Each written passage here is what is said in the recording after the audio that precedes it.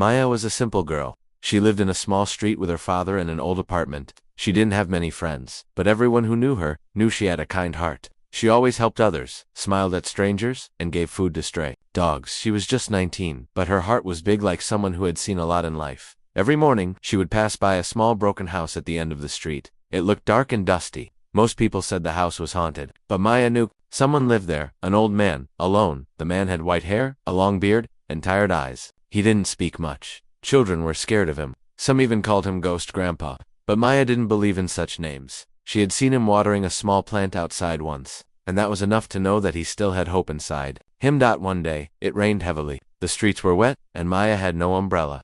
As she ran toward her home, she saw the old man standing outside, trying to cover something with a plastic bag. It was a small TV. It looked old, like from the 1990s, but he held it like it was something special. "Do you need help?" Maya asked. The old man looked at her, surprised. His hands were shaking. "TV stopped working. I was checking the antenna. Then the rain came." Maya gave a soft smile. "I know how to fix old TVs. I can try, if you want." He stared at her for a long second, then slowly nodded. "Come in." His house was strange. It smelled like old paper and dust. The walls had cracks. There were no photos, no decorations, just a small chair, a table, and the broken TV. Maya sat on the floor and opened the back of the TV. "I used to help my uncle fix these," she explained. "Old TVs are funny. Sometimes they stop working just because of one loose wire." The old man didn't speak much. He watched her carefully. His eyes were sharp, like they were trying to remember her face. As Maya checked the wires inside, her fingers touched something strange. It wasn't part of the TV. "What's this?" she whispered to herself. Inside, hidden behind the speaker board, was a small chip. It had red wires and a tiny blinking light. It didn't look like something from a normal TV. She gently pulled it out a little to see better, and felt her heart skip a beat. It looked like a tracker, or maybe a listening device. She glanced at the old man. He was watching her, but didn't say anything. "It's just dust," she lied, pushing the chip back in. "I'll try turning it on now." She clicked the button. The TV made a buzzing noise and came to life. The screen showed black and white snow, then slowly turned to a news channel. The old man smiled softly. "Thank you." Maya smiled too. "No problem. I'm happy to help." That night, Maya couldn't sleep. She kept thinking about the chip inside the TV. Why was something like that hidden there? And why was it blinking? She opened her laptop and typed the serial number she had quickly read on the chip. What she found shocked her. The chip was used in military equipment. It was called a GOV-TRAX-9, a surveillance chip used for secret missions. It wasn't something you found in normal homes. Why did the old man have it? Was he a criminal? Or someone running from the government? Suddenly, her thoughts were broken by the sound of sirens. 2 police cars rushed down her street and stopped right outside the old man's house. Maya ran to her window. She saw the police step out and knock on his door. The old man didn't open it at first. They knocked again. One officer looked angry. The other spoke into his walkie-talkie. Then finally, the door opened.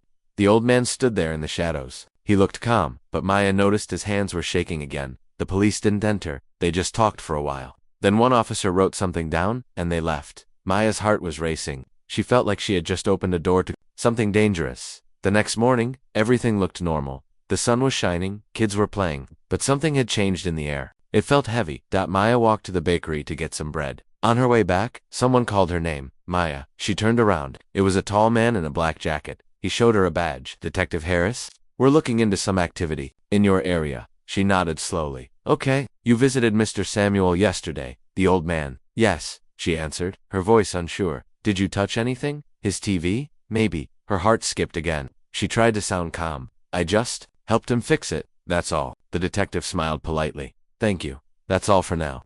He walked away, but Maya stood frozen.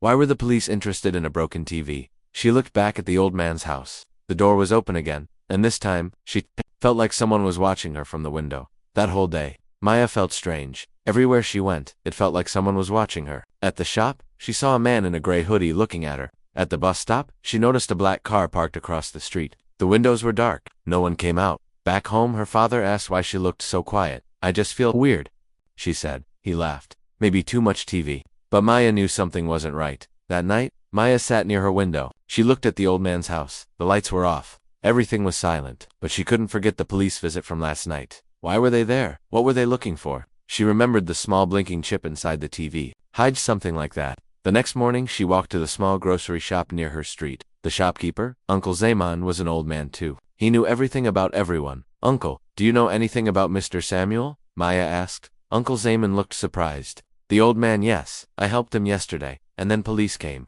Uncle Zaman leaned closer and lowered his voice. People say he worked for the government long ago, like a secret job, then he disappeared for many years. Came back suddenly, few months ago? Disappeared? Maya asked. Yes, vanished for almost 20 years. Some say he was in another country, some say he was in jail, but no one really knows. Maya felt her heart beat faster. Why did he come back now? Uncle Zaman shrugged. Maybe he got tired of hiding. Later that day, Maya heard a knock on her door. She opened it and was shocked. It was the same detective from before. Detective Harris. Can we talk? He asked. Maya nodded and let him in. He sat down on the sofa. We're looking into Mr. Samuel's past, he said. Did he say anything strange to you? No, Maya replied carefully. He just thanked me for fixing his TV. The detective looked into her eyes. Did you open the back of the TV? Maya hesitated. A little, just to check the wires. Did you see anything inside? Maya felt nervous. Her voice was soft. No, I didn't understand what was inside. The detective nodded slowly. If you remember anything else, call me. He gave her a card and stood up to leave. As soon as he left, Maya locked the door and sat down. Her hands were shaking. Why were they asking so many questions about that old TV, and why did they think she had answers? She pulled out her laptop again and searched for GOV-Trax 9 chip. A new article popped up. It mentioned that the chip was once used by the defense agency to spy on high-risk targets. It had the power to record voice and even track location. So was that chip recording someone? Was Mr. Samuel hiding it? Or was someone watching him? Later that evening, Maya's phone beeped. A message came from a private number. Stop asking questions. Forget the TV. Forget the man. Her hands went cold. She looked out her window. The black car was parked there again. Maya sat frozen, staring at the message on her phone. Stop asking questions. Forget the TV. Forget the man. Her hands were shaking. She looked outside the window again. The same black car was still parked down the street. The windows were so dark, she couldn't see who was inside. Was someone really watching her? And how did they get her number? Maya locked all the windows and doors. Then she turned off the lights and sat quietly, heart racing. For the first time in her life, she felt unsafe inside her own home. That night, she couldn't sleep. Every time she closed her eyes, she saw the blinking red light from the chip, the strange silence of Mr. Samuel, the questions from the detective, and now, the message. The next morning, Maya made a decision. She had to go back to the old man. She had to find out the truth. She walked quickly to Mr. Samuel's house. She knocked gently on the old wooden door. He opened it after a few seconds, looking tired and almost scared. Maya, he said softly. I need to talk, she said. He looked around nervously, then stepped aside to let her in. The house was even quieter than before. The TV was playing, but the sound was low. Maya looked at it and noticed something strange. The chip she saw yesterday was missing. I need to know what that thing was. Inside your TV, Maya said quietly. The old man sat down slowly. You weren't supposed to see it, he said, but now that you have, it's not safe for you anymore. Maya sat across from him, confused. Why? What is it? He looked into her eyes. It's a surveillance chip, a tracker. Years ago, we used it in secret missions. It records sound and sends it to the agency. I thought it was broken. I thought it stopped working. Then why was it still blinking? Maya asked. Mr. Samuel sighed. Because someone turned it on again. Maya's heart dropped. Who would do that? He looked toward the window. Someone from my past? Someone who still wants to silence the truth. What truth? Maya asked. Samuel paused. Then he said slowly. That chip was once placed inside a criminal's house, a very dangerous man. But the mission failed. And someone blamed me. I had to run. Disappear. That chip is the only proof I have left. Maya sat in silence. Now, everything made sense. The police questions, the message, the fear in the old man's eyes. But one thing still bothered her. If the chip is proof, why did you hide it inside a TV? Samuel gave a bitter smile. Because no one checks old TVs. As Maya got up to leave, she noticed something even more terrifying. Her front door was slightly open. She knew she had locked it that morning. She ran inside. Her drawers were open, her books were scattered, but nothing was stolen except one thing. Her laptop and the photo album of her mother. Maya stood in her room. Frozen, her laptop was gone. So was the old photo album, the one with her mother's pictures. It was the only thing left from her. The only memory. Her hands shook as she touched the empty shelf. She had locked the house, she was sure. So how did someone get in, and why would they take those two things? Maya ran to her father in the living room. Dad. Someone came into the house. He stood up quickly. What? Are you okay? They took my laptop, and Mom's photo album. His face changed. For a second, he looked scared, but he quickly tried to hide it. Maybe it's just a thief, he said. We should call the police. Maya shook her head. No, this wasn't a normal thief. Nothing else is missing. Only things that matter to me. Her father sat down slowly, silent. She watched him carefully. Is there something you're not telling me? He didn't answer. He just looked away. That night, Maya couldn't stop thinking.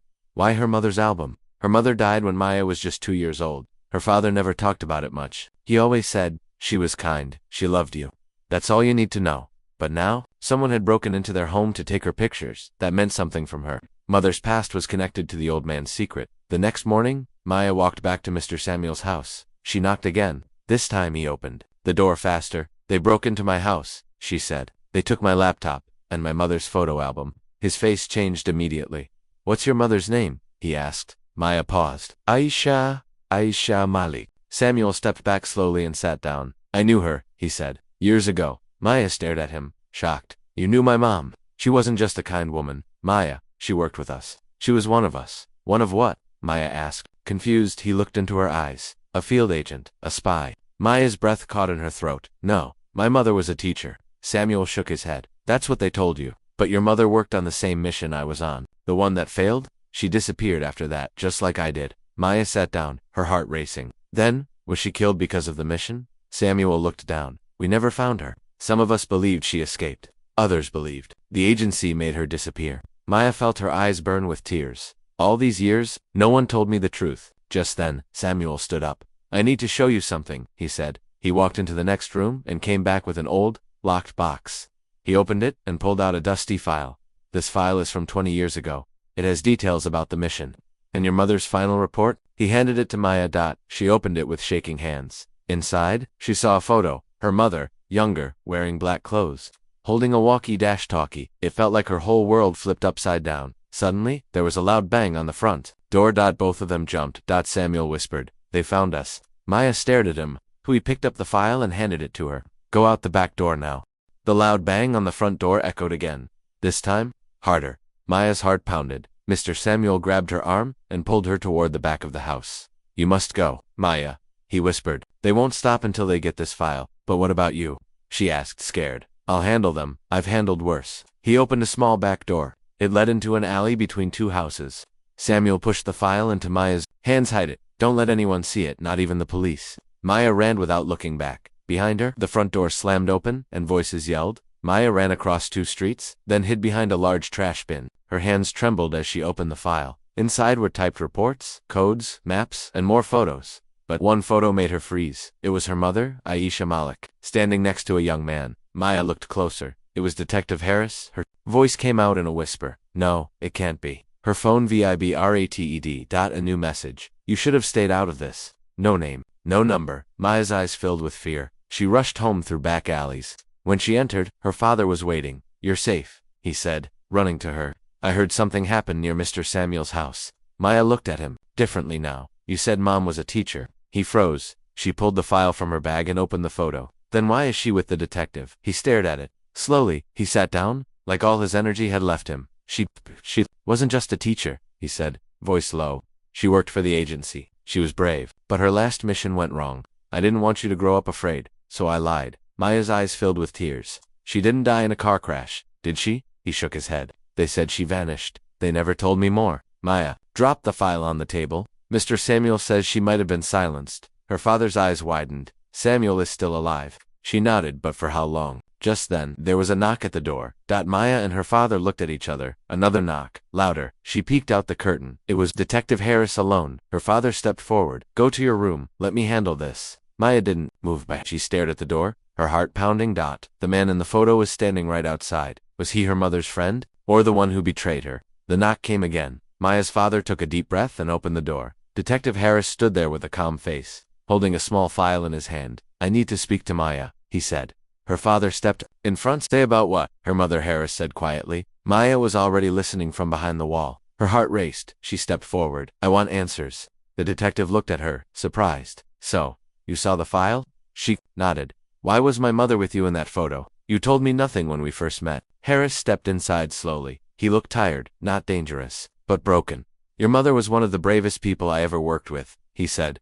She saved my life once. Then why did she disappear? Maya asked. He sighed. Because she refused to obey a final order. The agency wanted her to kill someone, but she believed that person was innocent. Who? Maya asked. Harris looked down. Mr. Samuel. Maya felt her knees weaken. She was sent to kill him. He nodded slowly, but she didn't. She helped him escape, and for that, the agency turned on her too. Her father sat down, eyes wide. They told me she died in a car crash. She did crash, Harris said, but she survived. And after that, she vanished. We thought she went underground. Maybe changed her name. Maybe left the country. Maya felt like her heart was breaking.